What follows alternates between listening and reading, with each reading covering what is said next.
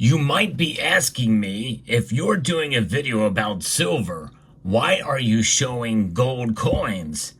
Well, the answer to that question is as I'm not prepared for the answer, as I was not expecting you to ask that question. So let's find out together as we explore.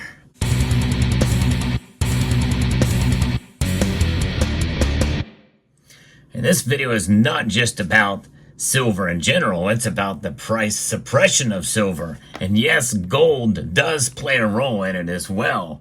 I'm going to be referencing a piece that was sent to me by two separate individuals here in this community. And this is a fascinating addition that has been brought about by the Gold newsletter editor and publisher Brian London, who wrote about the failure of silver prices to keep up with gold prices. I'm not the kind of conspiracy buff, he says, that many of his friends in the industry are. But it's hard to look at silver and not see some hidden hands at work, especially considering who holds most of the metal in both physical and paper form, while acting as a custodian of the biggest silver exchange traded fund. And you're probably all screaming at your screen right now. And we know who that is. It is JP Morgan Chase. And we know what the ETF is called. It's the SLV. Yes, indeed. That's right. In fact, before I go on with this, I want to state my position on it for those of you who don't know, but there's others of you who have been on this channel for many number of years. I am a skeptic of silver price suppression, but I am more open-minded now than I have ever been before. And this does not really change my calculus. In fact, it kind of reinforces one of my theories about the real source of silver price manipulation. And when we think about silver price manipulation, what is being manipulated? Well, it's in terms of dollars. And the dollar itself is manipulated. There's your clue, or part of your clue here to this, as we continue on. In the last decade, the bank has pleaded guilty to 5 felonies and has paid more than $1 billion in government fines and civil lawsuit settlements. And I've documented those on this channel, including a fine of $920 million for manipulation of the monetary metals market by some of its traders. So why would anybody invest in silver or any other precious metals with JP Morgan Chase? It can be explained only by ignorance. The silver market manipulation long has been bigger than even JP Morgan and Chase. So that's just it. And again, there's nuance in some of that because, and I've mentioned many times as I've covered that story very closely on this channel, is that the manipulation that has occurred by the precious metals trading desk at JP Morgan has really been about selfish ambition. Selfish ambition goes far above and beyond or falls very short of something larger than themselves. In other words, something to suppress the price of silver only. In other words, the manipulation has worked in both directions, up and down. But this piece suggests, and very eloquently so, that it is larger than that. Silver price suppression has been U.S. government policy since President Lyndon Baines Johnson signed the Coinage Act of 1965, which removed silver from the country's money. Indeed, it has. In fact, I'm going to show you exactly what our money used to look like. This is what our money used to look like. Silver coins, 90% silver coins. Now, all of these contain different designs, but some of them that we've seen in design change since 1964 have remained the same design. They're just silver, 90% silver. But I like the old classic stuff like this because these were better designs in my view than the current designs that we have on our coinage. But that is constitutional silver. Why is it constitutional silver? Well, because of Article 1, Section 10 of the Constitution that says that anything but silver and gold should be used for payment of debts between states. So that is what silver is about. In fact, here's an example of a dime that this is the same design on the dime, but you can see there's no clad layer in there. So that is a suppressive force. What Lyndon Baines Johnson did with the Coinage Act of 1965, which removed silver from the country's money. So 1964 was the last year, but in 1965 they still produced coins that had silver in them. They were just dated 1964. So signing the act into law, Johnson proclaimed, if anybody has any idea of hoarding our silver coins, notice he says our silver coins, not your silver coins, that just goes to show you the presumptive nature of what government is and what it does. Their money, not your money.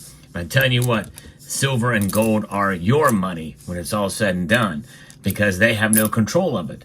But anyways, he says, let me say this.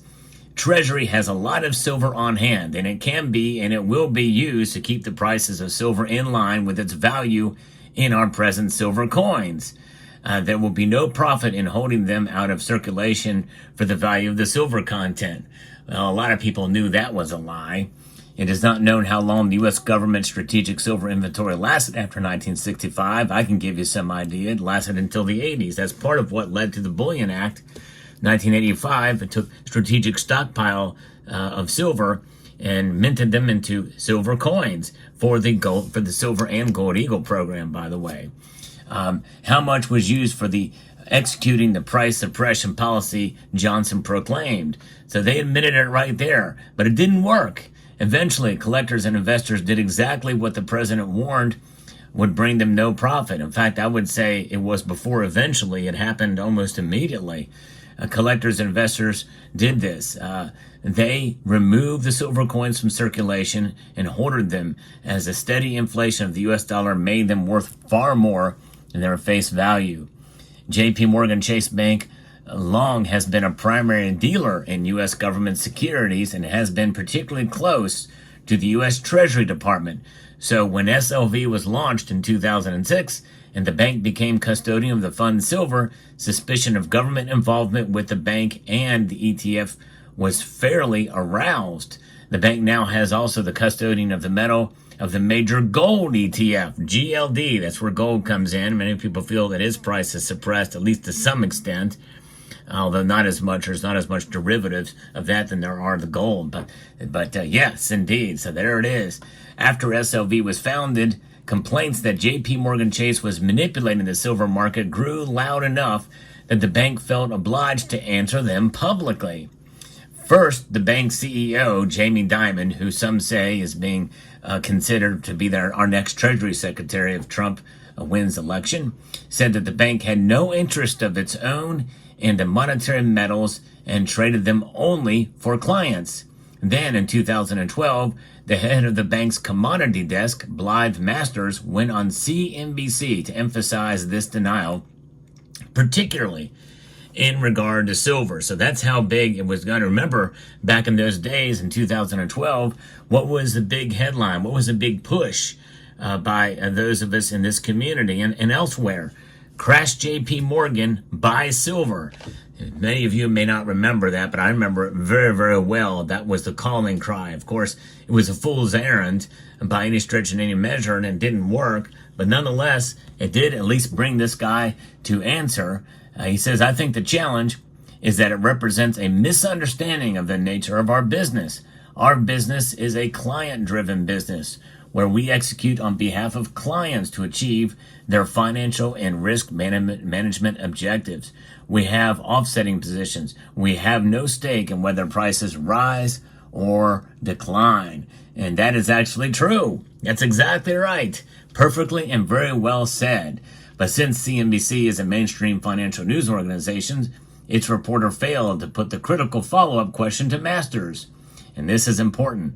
Do J.P. Morgan Chase's clients trading silver and other monetary or precious metals include governments, particularly the U.S. government, directly or indirectly? Oh, it would have been nice if that question was asked and to see what kind of answer you would get from that. But the answer to the question was provided inadvertently 10 years later in 2022 and barely noticed by the mainstream financial news organizations. And I missed it too when I covered this story. And during the trial of the J.P. Morgan Chase traders charged with and convicted of spoofing the monetary metals futures markets.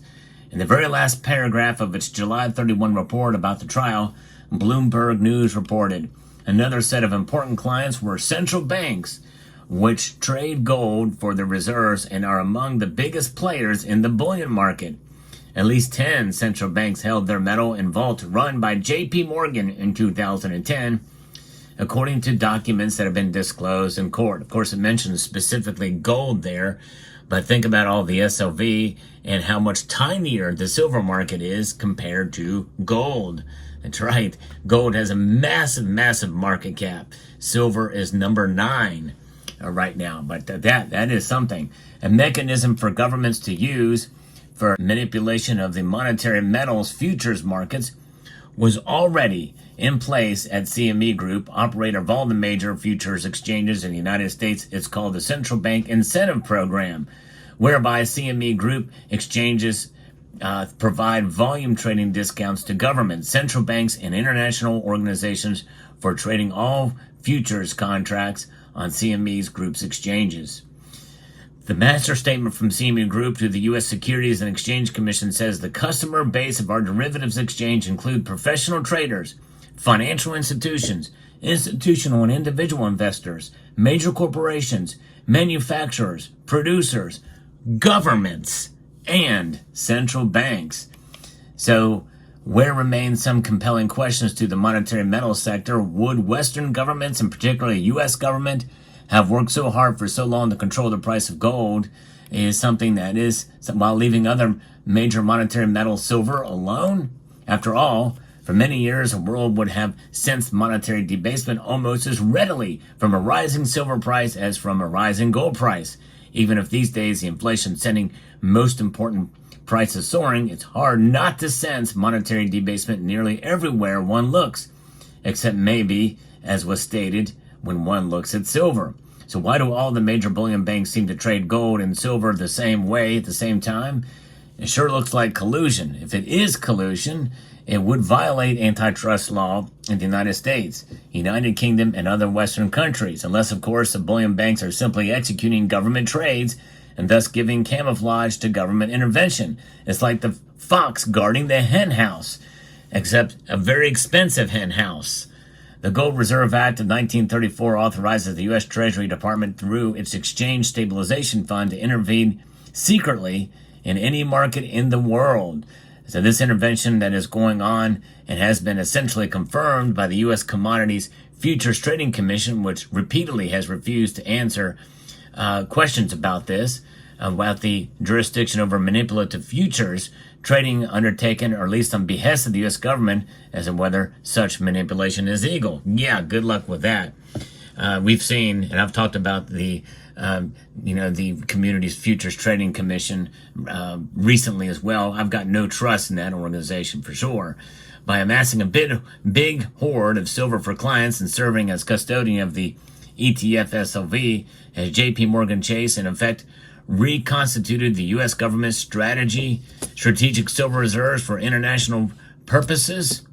What exactly goes on every day at the trading desk at the Federal Reserve Bank of New York? What markets are being traded there by the U.S. government, and how they're being traded and why? A lot of questions. And again, I think this, in a sense, gives us some idea that there's some stuff that's going on, but we probably won't know because of the secrecy of government and some of the stuff that comes from the Commitment of Traders report, as well as other areas and other places that may make it very difficult to really truly tie down.